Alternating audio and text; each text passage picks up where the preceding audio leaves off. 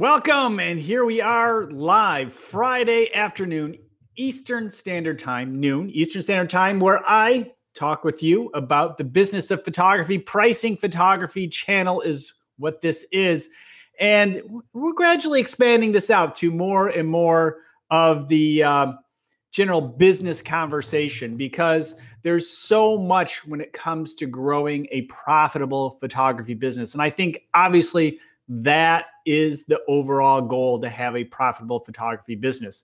And pricing is a big part of it, and we'll continue to talk that. But I have some interesting questions today, and we're starting off today with the whole idea of renting your equipment. Then I also have some additional questions from you, and those of you who come in during the show and ask questions. I always enjoy those questions. Of course, the ones that catch me off guard, those are the best ones. But just related to, watermarking, should you charge for travel expenses? And there's situations, do you ask for money up front? And I'm going to talk about some of those questions after we get through this first section. So, should you rent your photography equipment? Well, I got to tell you, I have purchased equipment. I have leased equipment. I have borrowed equipment. I've rented equipment. And so there are a lot of ways in which you can get new equipment to grow your business or take care of a specific task. The fact is, sometimes you don't need a certain lens. For example, maybe you don't need to own a certain lens. For example, for architectural photography, maybe a tilt shift lens. You don't want to spend $2,000-$3,000 or more on a tilt shift lens, so you can rent that lens.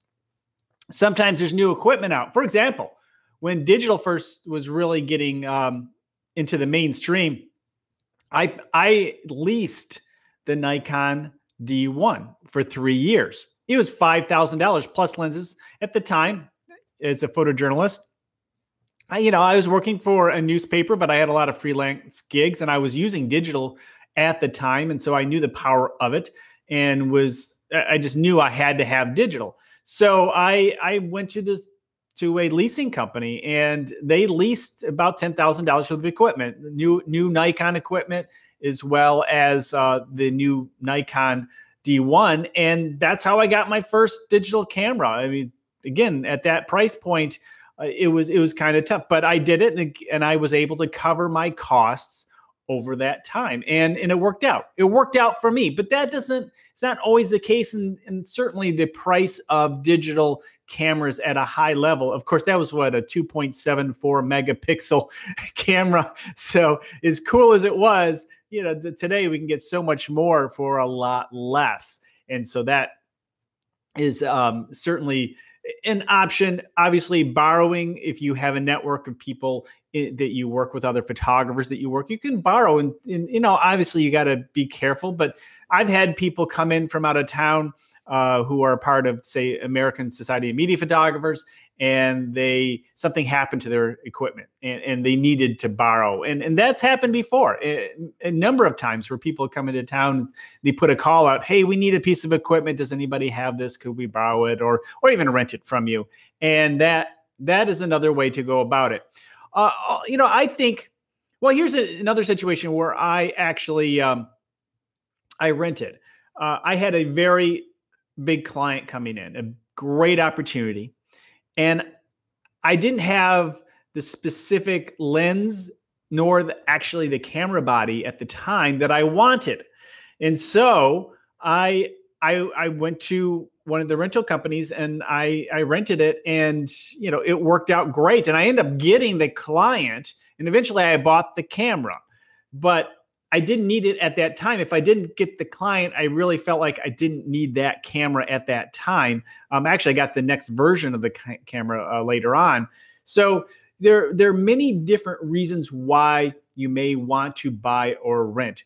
If you're in the beginning of your career, maybe you have a very basic camera, but when you have larger jobs where you feel like, maybe sometimes it gives us confidence. I mean, the client probably really does not care how big our lens is and how the size of our camera. They probably don't care. They just want great photographs. However, sometimes it's just an internal feeling like I'm prepared here.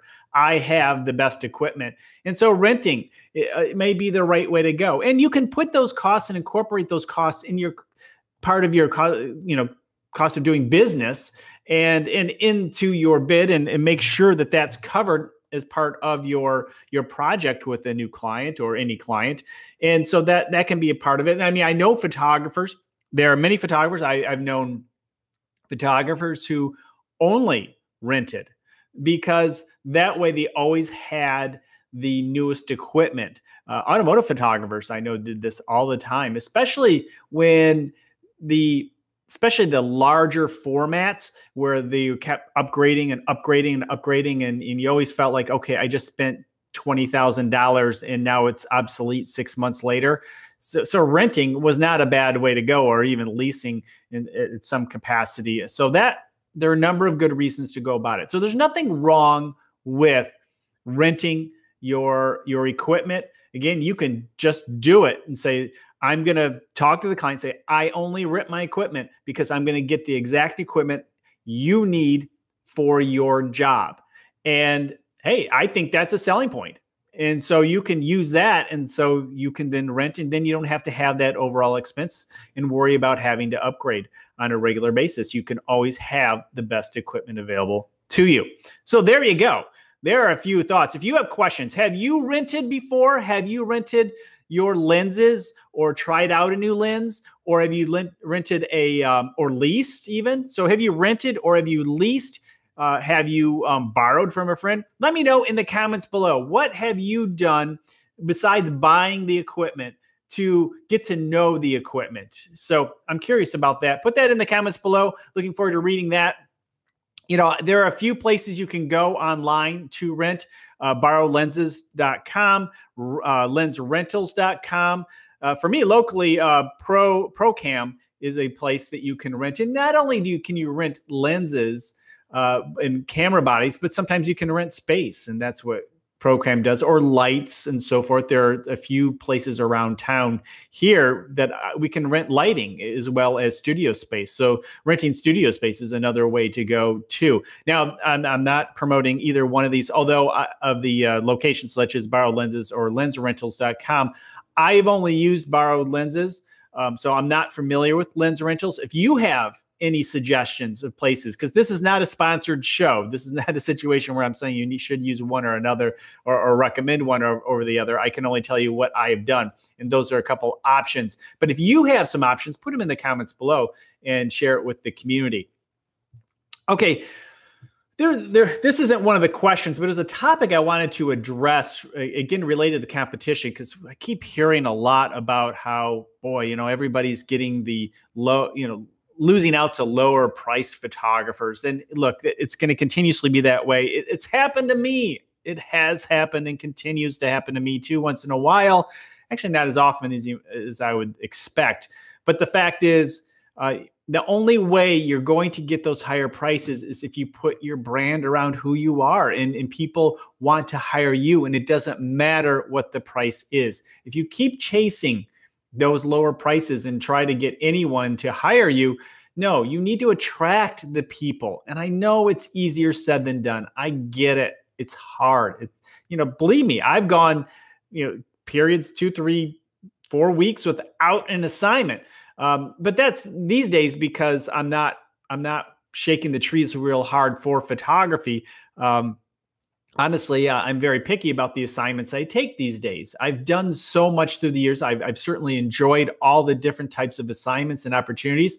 There's just a lot of jobs I just don't want to do anymore. I've done them. I've had a great career doing that. And now I'm just enjoying my photography and my career and photographing for select clients.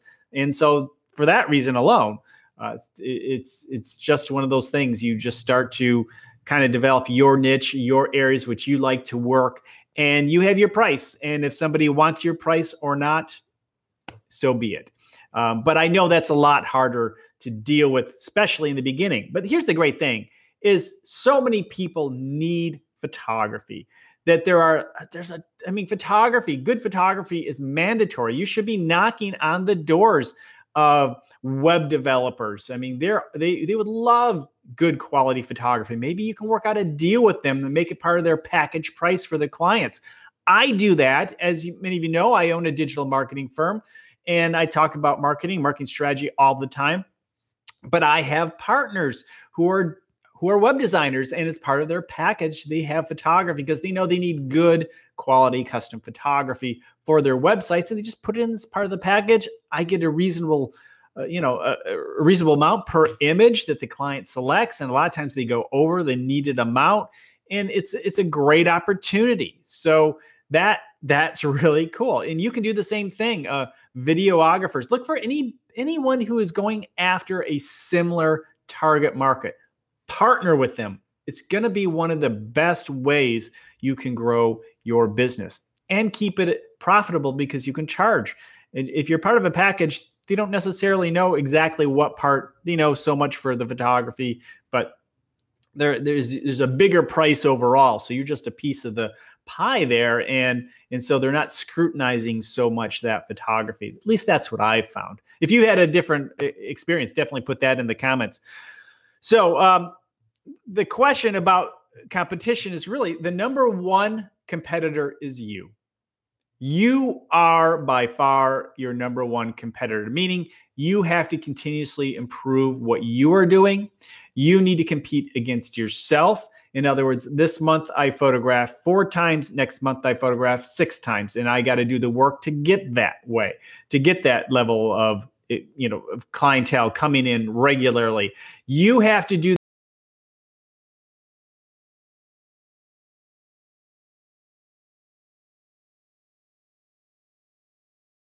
work. I mean, just it's the lowest price range is what they need. Sometimes you can work 3, 4. Oh, we had a disconnection notice there. Okay, it looks like we are back. If you have a regular paycheck like $200, $300, $400, for example, a month from a single source by regularly doing the photography, sometimes it's worth it to do it for a little bit less just because it's a regular, in a sense, paycheck. And in pulling together 3 or 4 or 5 sources that do that, which gives you $1,000, $1,500, $2,000 a month to live off of, that's not a bad way to go in your early years. So I've often recommended that. I certainly did that when I was younger, and it certainly doesn't, it's not so much about how much you're being charged, but again, that you're charging, or they charging you. Wow, am I tongue-tied today?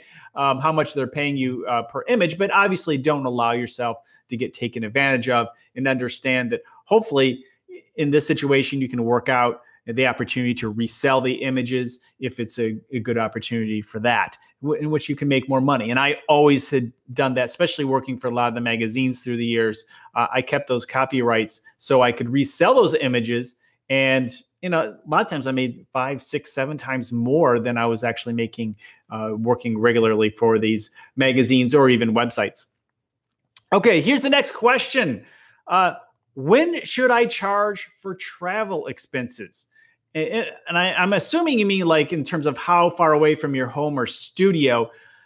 All I can tell you is what I do. I say, more than 50 miles outside of the metro area, then I charge. And then there's obviously every year there's a standard. I think it's something like, I know this may not be exact, but like 55 cents per mile. And you should make note. You can easily discover what that number is by Googling it. But you have a standard, and just like any type of pricing, anything that you do, have that written down so it's easily accessible for you. So that answer is accessible. So when people ask you, are you, we're 100 miles away, will you charge me? And you can say yes. Or if they're like 20 miles away, say, nope, no charge, you're part of the metro area, and then know how much you're going to charge them. Maybe you have a flat rate within a specific area. If you're within 100 miles, I only charge you $50. It could be something like that. But the key is always knowing what it is in advance and not just doing stuff off the top of your head, because that's going to get you every time. Okay. Do I really need to target a client or market? There's a note. I can photograph for everyone. Well, yes. Okay. Here's the thing. this is kind of getting into a marketing conversation. Yeah, you need to narrow it down in terms of your marketing.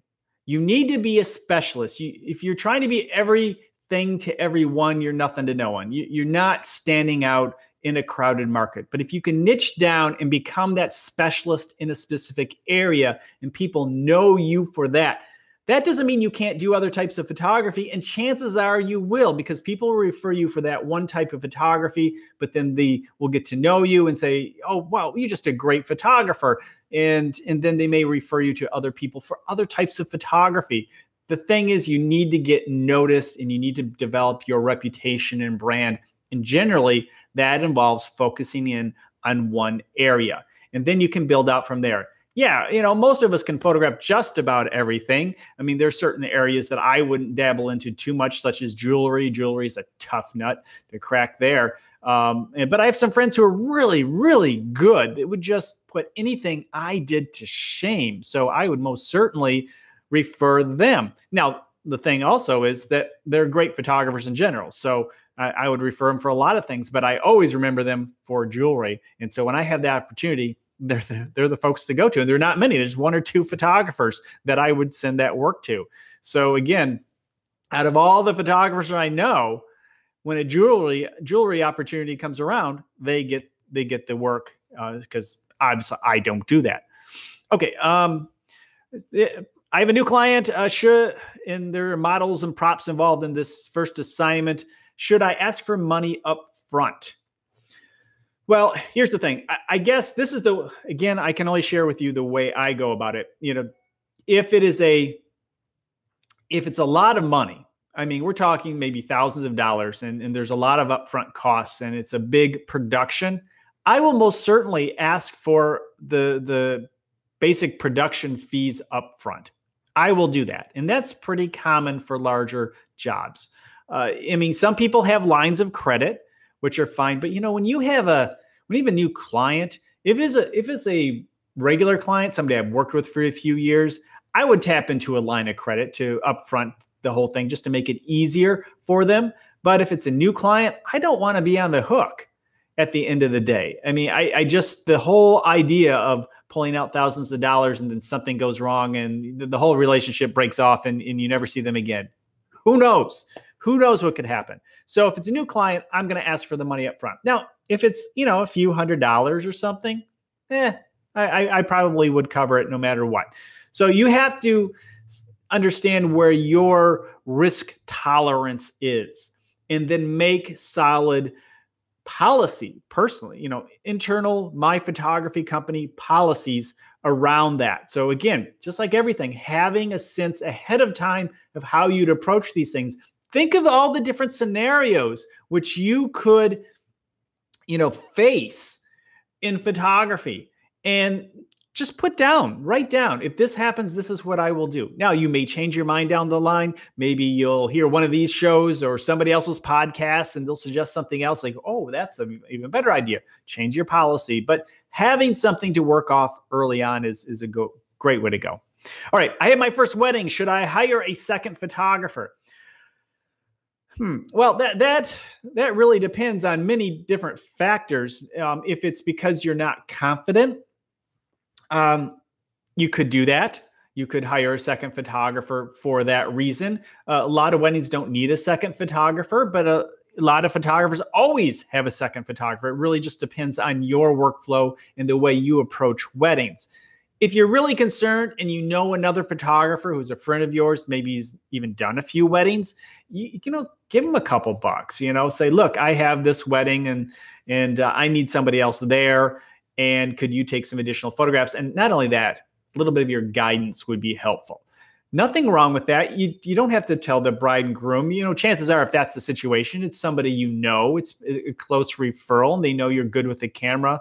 And that's often how it works for the first wedding or two. And so having someone guide you through that and even maybe give you a little guidance on pricing and how to approach weddings. Obviously, there's a lot of great information online, but just personal experience from your hometown is really helpful too. So the answer is it really depends.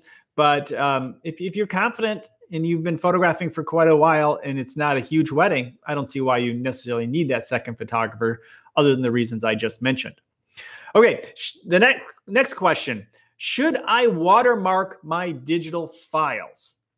Another great question. And many photographers have different approaches to this. When it comes to my website, I don't. But when it comes to showing the client the previews and things like that, absolutely. More than them just, the worry of taking the image. Even my best clients, I still have the watermark on there.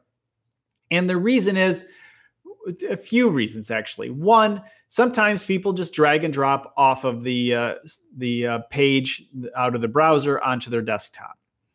And then sometimes by accident or on purpose, those images are then used and they're really grainy. They're not good. They're low quality images, which are now representing you and your work. So I don't want people to accidentally use the wrong, poor quality images. That's one. And then sometimes these images go into a file and that person leaves and someone else comes in and is like, hey, look, photography, and so I don't want them to just start using images they found in a folder.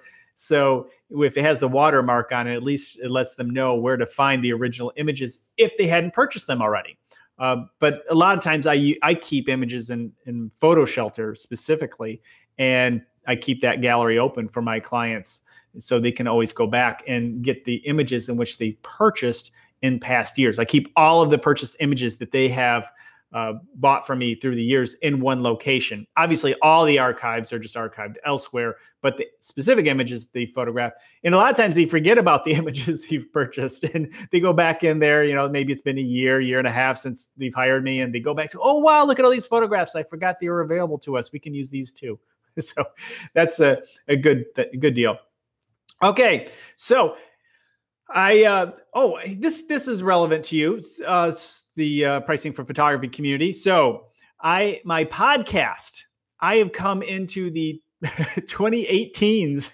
As you know, I first podcast in 1999 and then before there's a pod, really using real audio and just sharing business ideas. And then 2007-08, I really got involved in this version of the podcast. Well, not this version, but my current version over at roshsillars.com. That version started in 2008 as New Media Photographer. And then eventually, Rosh Sillars and Creative Marketing Podcast is where I am now. And obviously I cater to mostly photographers and creative professionals, but all sorts of people listen to this show. So with podcast number 400, I started doing these live shows. Again, Monday, Eastern Standard Time. I do go to rosh.video and you'll see it there. And just like this show, this is Friday, the other one's Monday, and I turned that now into the podcast. So I'm slowly morphing the podcast formula over there. But not only that, I've been doing this old school. I've been handwriting the code for 10 years in XML files. And I had no idea how many people actually listen to this show or not. And if people ask me, it's like, I don't know. But I now I broke down and I got a subscription to SoundCloud, and I'm now uploading my new episodes. So I only have 2 episodes up there. The current one is when I started, and I uploaded a previous version just to show that there are others in numbers. So numbers 402 and 403 are now available on SoundCloud. But using that RSS feed, I now put that into iTunes and Stitcher and Google Play. And so they're all available there, but it's using the SoundCloud RSS feed, which then allows me to actually have statistics. Wow, what a great, awesome thing. So it's the Creative Marketing Podcast. So it's geared for more everybody, but I give a lot of props to my photography community because I can't ignore my photography community because that is the foundation. And the original show is hosted at roshsillars.com, which is, of course, business and marketing for photographers. There you go. All right. Thank you so much, everyone. Thank you for checking in. Those of you who wish to share this podcast, please do. This show, please do. And last but not least, I always appreciate those of you who are subscribing to this show. If you have topics that you think I should be talking about related to pricing photography, the business of photography. I want to hear them. Put them in the comments. Tweet at me at Rosh Sillars, of course. And you can always catch me at roshsillars.com. Hey, it's been great hanging out with you. We'll talk to you next Friday, live. Yep, next Friday, live, noon Eastern Standard Time. And let's get this chat going too. I certainly enjoy that. We'll talk to you next time.